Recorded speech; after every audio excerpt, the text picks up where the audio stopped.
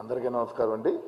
ప్రత్యేకంగా మీ ఇక్కడ విచ్చేసిన మీడియా సోదరులందరికీ కూడా మరి పేరు పేరున హృదయపూర్వక ధన్యవాదాలు తెలియజేసుకున్నాం. అంటే నిన్న చూసాం మనం,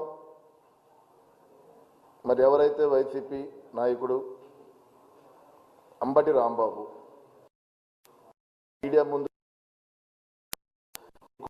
ఎవరైతే చంద్రబాబు నాయుడు గారు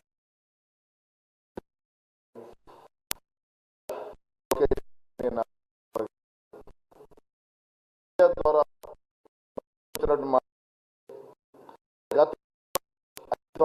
కూడా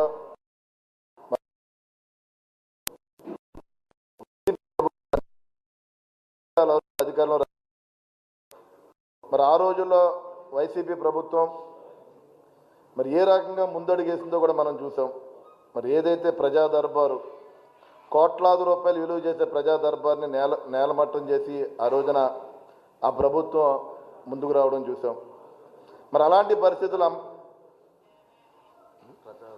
ప్రజావేదికని మరి ఆ రోజు నేలమట్టం చేసి కోట్లాది రూపాయలు విలువ చేసే ప్రభుత్వ ధనాన్ని పాడు చేసిన పరిస్థితి. మరి ఈ రోజున ఎన్డీఏ ప్రభుత్వం చంద్రబాబు నాయుడు గారి నాయకత్వంలో, పవన్ కళ్యాణ్ గారి నాయకత్వంలో అభివృద్ధి పదంగా రాష్ట్రాన్ని ముందుకు తీసుకెళ్లే విధంగా మేమందరం కూడా ముందుకెళ్లే పరిస్థితి.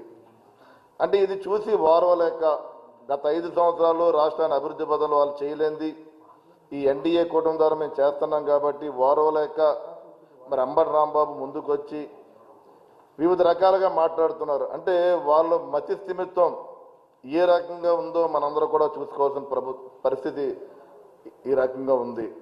మరి అంబటి రాంబాబు గారిని ఒకటి అడుగుతున్నాను నేను, నిజంగా మీరు జగన్మోహన్ రెడ్డి గారి గురించి మీ నాయకుడి కోసం మీరు మాట్లాడుతున్నారు. మీరు అదే కనుక మీ నాయకుడికి కానీ మీ 11 మంది ఎమ్మెల్యేకి కానీ ఒక దమ్ము ధైర్యం ఉంటే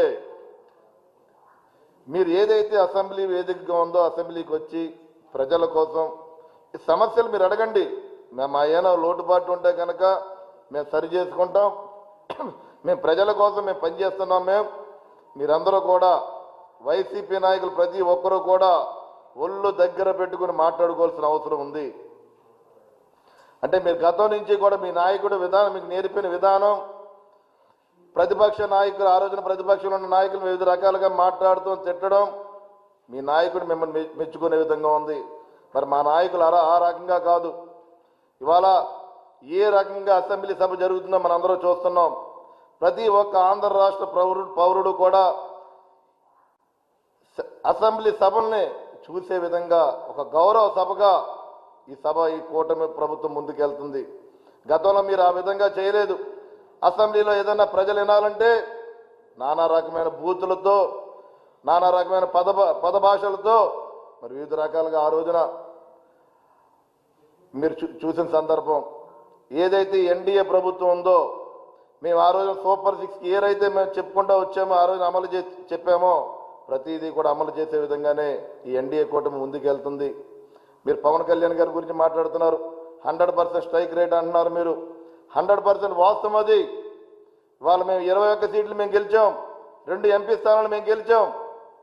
ఆ రోజున మేము ఓటమి చెందినా సరే ఈ 10 సంవత్సరాలు పూర్తిగా ప్రజల పక్షాన, ప్రజల సమస్యలపై, ప్రజల కోసం నిరంతరం మేము పవన్ కళ్యాణ్ గారి నాయకత్వంలో జనసేన పార్టీ నుంచి మేమందరం కూడా కష్టపడి ఎవరైతే ప్రజలకు ఏ సమస్యలు ఉన్నాయో అటు రైతాంగానికి అవ్వచ్చు, రైతులు ఆత్మహత్యలు చేసుకుంటే వేలాది మంది ఆ రోజు నీ ప్రభుత్వం ఏమీ చేయలేని పరిస్థితి.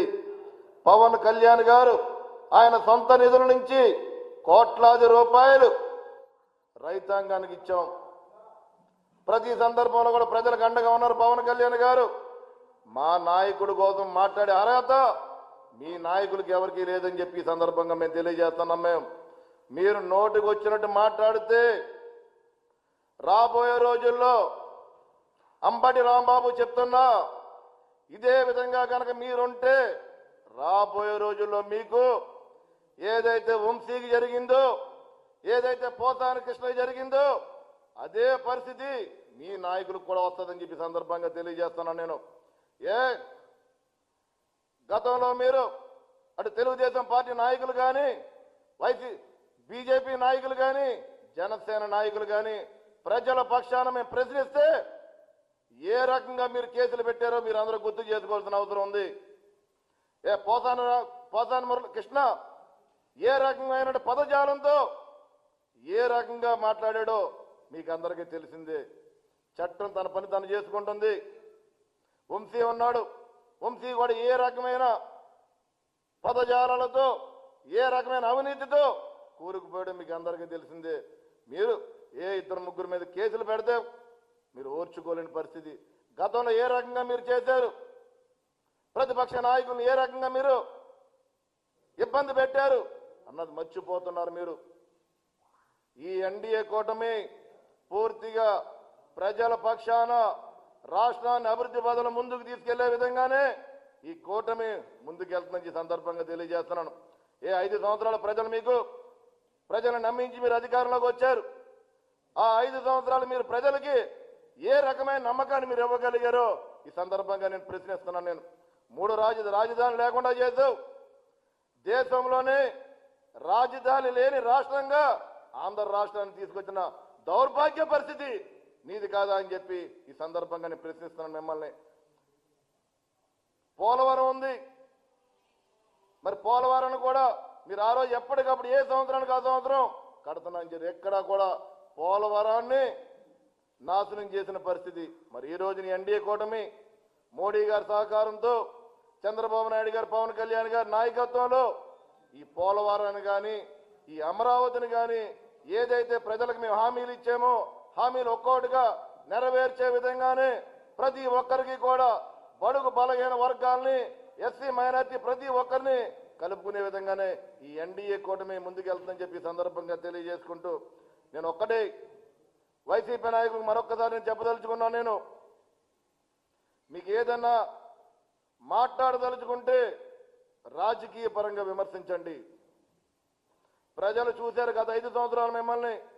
మీరు ఏ రకంగా మాట్లాడే విధానాన్ని, మీరు ఏ రకంగా పరిపాలించారు ప్రతిదీ చూసి దానికి 11 సీట్లు మాత్రం మిమ్మల్ని ఇంట్లో కూర్చోబెట్టిన పరిస్థితి. మాకు ముఖ్యమంత్రి గారు కానీ ఉప ముఖ్యమంత్రి గారు కానీ ఒకటే చెప్తున్నారు, ప్రతి ఒక్కరిని కలుపుకునే విధంగా మనం ముందుకెళ్ళాలి. ప్రజలు ఇవాళ మన ఒక నమ్మకంపై ఒక ఆశతో మనకు అవకాశం కల్పించారు. ప్రజల పక్షాన మనం నిలబడవలసిన అవసరం ఉంది. మీరు చేసిన పొరపాట్లు